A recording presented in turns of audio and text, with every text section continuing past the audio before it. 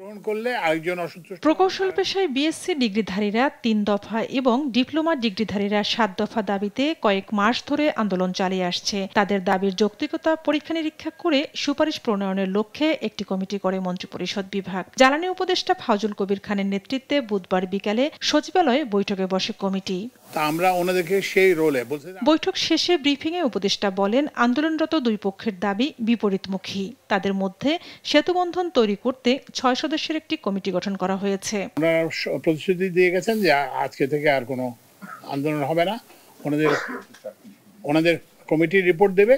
ওই কমিটির রিপোর্ট দিলে আমরা কমিটির রিপোর্ট পর্যালোচনা করে আমরা আমাদের সুপারিশ প্রণয়ন করে সরকারকে দেব। আর কোনো আন্দোলন হবে না জানিয়ে তিনি বলেন, কমিটির প্রতিবেদন অনুযায়ী পদক্ষেপ নেবে সরকার। একই সঙ্গে তাদের কর্মসংস্থানের বিষয়েও পদক্ষেপ নেওয়া হবে।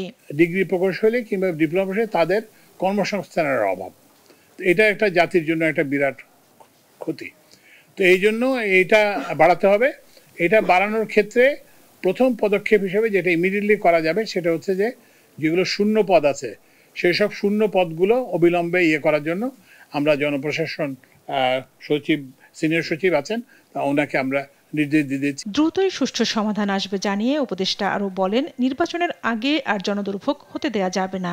আপনারা জানেন আন্দোলন হয়েছিল, সেটা আলোচনার মাধ্যমে সমাধান হয়েছে। এনবিআর এর আন্দোলন হয়েছিল আপনারা জানেন, সেটাও আলোচনার মাধ্যমে সমাধান হয়েছে। তো ওই জন্য আমরা সবাইকে বলছি যে এখন নির্বাচন সামনে আছে, আমরা চাই না যে রাস্তায় জনদুর্ভোগ হোক। ঝর্ণা রায়, দেশ টিভি, ঢাকা।